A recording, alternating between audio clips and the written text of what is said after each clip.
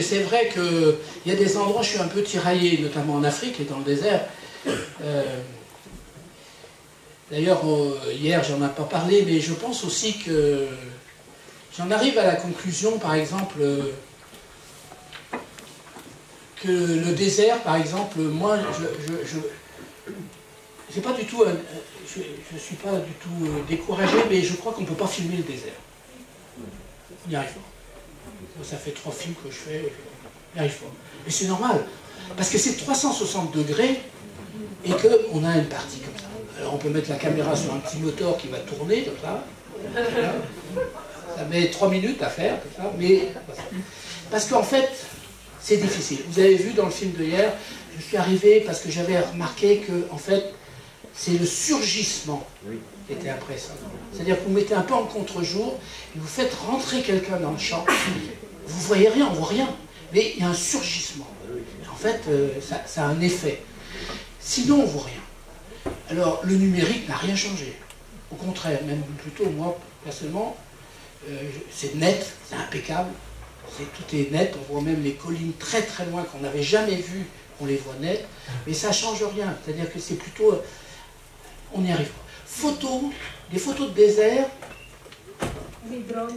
peut-être qu'on y arrive un peu mieux parce que on arrive d'abord à avoir un champ d'un quart, par exemple. On arrive avec un... Si on est avec quelqu'un qui marche, on peut donner cette sensation de marche, on peut donner cette sensation aussi en film, bien sûr. Peut-être le son arrive peut-être mieux, en prenant le son de la captive du désert, on arrive peut-être mieux à prendre des choses qui donnent cette impression d'immensité.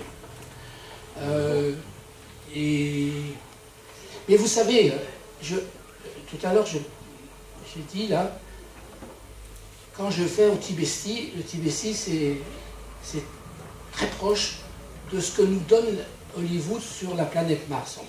Il y a eu 2-3 films où ils ont envoyé des gens, ils ne savaient pas comment les ramener, mais ils étaient sur Mars. Donc je sais, ils vont en Jordanie d'ailleurs, les Américains. Ils vont en Jordanie. Sans doute, il y a un très bon désert, ils font des photos et ils ramènent ça à Los Angeles. Mais en fait, il faut, c'est la planète Mars. Oui, il faut dire qu'on connaît mieux Mars que le Tibesti. On connaît mieux Mars. Personne n'a fait d'études. Alors là, on découvre, avec tout le monde, on découvre un truc que moi j'ai, depuis quelques années, cet or qui est à fleur de peau du désert. Enfin, dans les énéries, là, les oueds, on appelle ça là-bas les énéries, mais c'est comme un oued aussi, il y a de l'or. Comme Aurina, quoi. Oui, donc c'est complètement fou. Moi j'ai passé là, vous imaginez, peut-être que j'aurais gratté, quoi, bien sûr. Hein, bien sûr. Et donc c'est complètement... donc pourquoi? Parce qu'on ne connaît pas.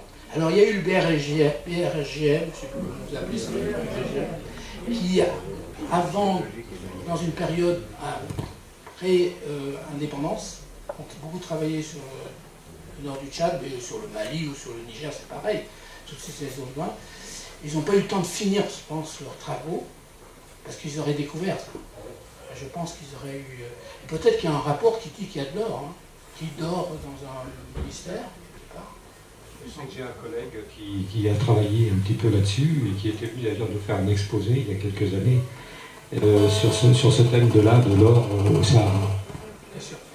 Donc c'est vrai que peut-être qu'on va s'apercevoir que c'est plus riche que tout, mais ça veut dire qu'aujourd'hui, en tant que photographe, moi j'avais presque envie de faire des photos de désert du Tibesti en mettant une fausse information, enfin, c'est une blague que je dis, mais je ne l'aurais jamais fait, comme si c'était un satellite qui l'aurait fait. C'est plus impressionnant que la légende d'honneur. J'y viens. Rebonjour à mesdames, mesdemoiselles, messieurs. Bonjour à ceux que je n'ai pas déjà vus. Aujourd'hui, je parle 3 fois, ce qui est beaucoup. Tout à l'heure, une première fois. Là, pour le bouclier saharien. Et puis cet après-midi, nous avons l'Assemblée générale de notre association pour les membres et les personnes invitées. Et ça va, voilà. Je ne ferai pas ça souvent, rassurez-vous, et je suis pas là pour vous ennuyer.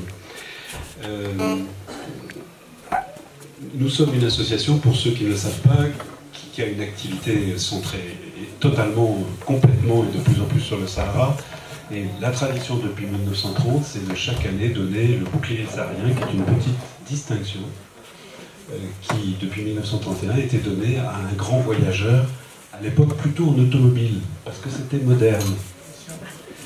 C'était européen, c'était colonial, et il y avait aussi des manifestations un peu d'élégance avec ce qu'on appelait des réunions d'élégance automobile, où des dames mettaient des robes un peu plus travaillées, et il y avait un aspect mondain. Inutile de vous dire qu'on n'en est plus là. Donc moi je vais vous remettre cela, mais avant ce que je voulais dire, c'est que vous m'avez fichu par terre mes discours, tout cela. Alors il y a ce chenapan là de Bernard Césari, qui est membre de notre association, hein. On n'est jamais trahi par les siens. Bon, ce chenapan là qui a fait preuve d'une très grande insolence, bon, nous reprendrons ça en privé, et entre garçons. Et puis, trop de choses ont été dites. Et qui m'a fait écrire des discours pour des remises de Légion d'honneur, il me disait, faites attention que le récipiendaire n'ait pas l'impression que, en fait, c'est un discours en la mémoire d'un mort, qu'il est le mort.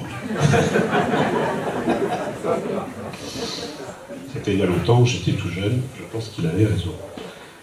La deuxième chose qui me vient, c'est à propos du président de la République, je suis troublé là un instant, le père de Papa Madi. Il avait une plume qui est à l'Académie française, Éric Orsena.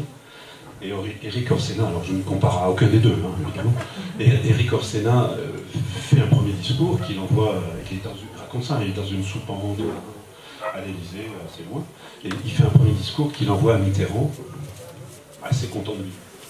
Et le discours revient plusieurs jours après, à la plume, à noter à la plume, pour qui vous prenez-vous? Pour qui me prenez-vous? Ce qui est intéressant, c'est que tous, on est connaisseurs des colonies, mais on n'est pas colonialistes. On est connaisseurs du désert, mais on n'en vient pas. On est tous de très grands lecteurs. Ça, c'est très très étonnant. Hein. D'une certaine façon, on est le peuple du livre. Et tous, au fond, nous avons l'habitude d'avoir des relations extrêmement ouvertes avec des personnes a priori, avec lesquelles a priori nous n'aurions pas forcément de points communs au sens des règles sociales. Et moi j'ai lu ces livres et j'ai découvert par exemple vos affinités, c'est là-dessus que je voudrais terminer, vos affinités électives avec Diego Brosset. J'avais lu il y a longtemps le livre de Diego Brosset, Un homme sur l'Occident. Ce militaire si peu militariste, ce colonialiste théorique si peu colonial, cet homme comment dirais-je, cet officier de tradition, si peu officier de tradition, qui a envoyé une lettre au général Giraud d'une insolence absolument exceptionnelle, moyennant quoi d'ailleurs il a été condamné à contumace, et c'est bien saisi, donc les choses se sont mal passées. Et donc ce que je trouvais très étonnant, très, très intéressant, et comme une espèce de métaphore de ce que nous sommes, si vous le permettez, c'est ces affinités électives avec Brosset. Et c'est là-dessus que je vais terminer. Je voudrais aussi signaler, moi c'est un livre que j'aime très particulièrement, ce livre dans l'édition, avec la préface de Vercors. Jean Brulaire. Petite préface de 30 pages. Quand même. Non, mais je termine là-dessus, parce que Brulaire arrive, il est de gauche, juif, plutôt pacifiste de gauche, quoi qu'il devint ensuite résistant. Oui.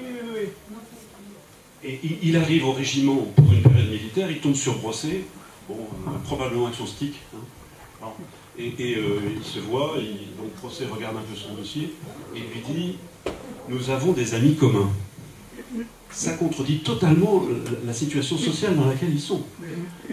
Probablement Brosset avait identifié d'ailleurs Vercors comme quelqu'un qui n'était pas de sa paroisse, si vous voyez ce que je veux dire. On est dans les années, on est juste avant la guerre, hein. Donc le Front populaire, etc. On n'est pas du même bord.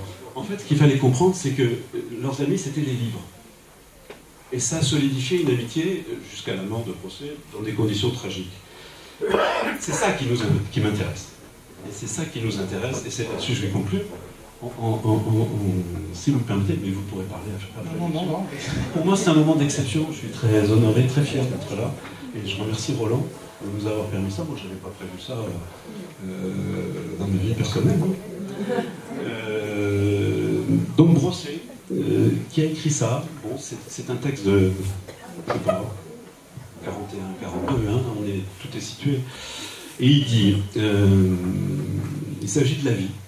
Il dit, nous saurons aimer d'une même ardeur les joies de l'esprit et celles du corps, l'action et la méditation, mener la vie comme dans le rêve, ne pas plus sacrifier les femmes aux philosophes que les mathématiques à la bonne chère, comprendre Einstein, mais aussi un chef berbère, Stendhal, Freud et un tout couleur, pénétrer Mozart ou Bach et conduire sa troupe au combat. Mener du même cœur son cheval, un flirt, sa voiture, son savoir et son esprit critique. Apprendre à courir, à nager, à comprendre. L'Angleterre, l'URSS, la Chine, la chasse à la baleine, la théorie des cantats, en bref, saisir la vie. Posséder Dieu, ne pas craindre, certes, de mourir, mais moins encore, mais moins surtout, de vivre.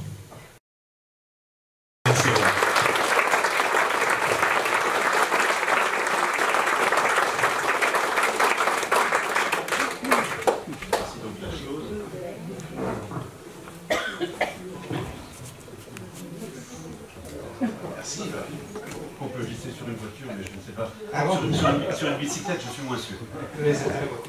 Merci beaucoup. Surtout qu'on parle de Brosset, c'est vrai que découvrant ce livre dans les années 80, 80, j'avais été surpris de voir aux éditions de Minuit, qui quand même passe pas pour une presse colonialiste, un texte sur un officier béariste dans les années 30, réédité par... Donc c'est vrai que tout est donné par cette amitié entre Vercors et puis Brosset, qui ont eu cette discussion, je crois qu'il la relève. La solution c'est l'État, la solution c'est les hommes. Vercors dit c'est les hommes qui vont sauver l'humanité.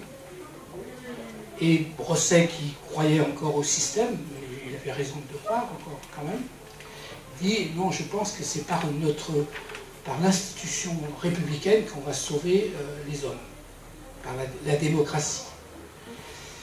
Les deux se sont séparés, et l'un a fait le maquis du Vercors, et l'autre a été un des adjoints de l'âtre de Tassigny. Il a remonté Lyon, le couloir rhodanien, il a libéré Lyon. Il a demandé des nouvelles, bien sûr, si Vercors était toujours en vie. Et malheureusement, arrivant dans les Vosges, sa Jeep Willys, là, cette petite Jeep américaine, s'est retournée, on comprend, parce qu'elles sont très dangereuses, et il est tombé malheureusement d'un pont, d'en haut d'un pont, il est mort. Et c'est vrai que j'ai rencontré...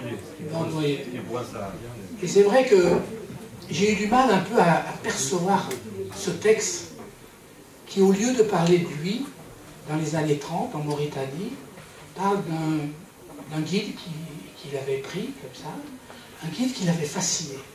Et il a sans doute brodé un peu ce portrait de cet homme,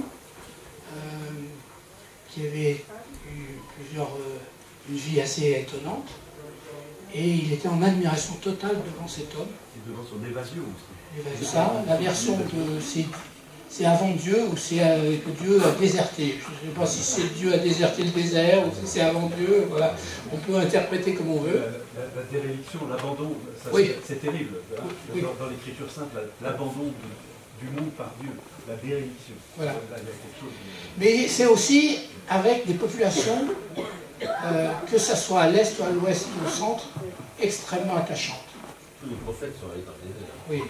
Les gens attachants parce que peut-être que c'était fait que cette dérogation, que peu de gens, tous vous en souvenez, qu'en fait, au moment des indépendances, moi j'ai couvert, puisque j'ai été photographe à ce moment-là, j'ai fait l'indépendance d'Algérie, l'indépendance de la Côte d'Ivoire, l'indépendance...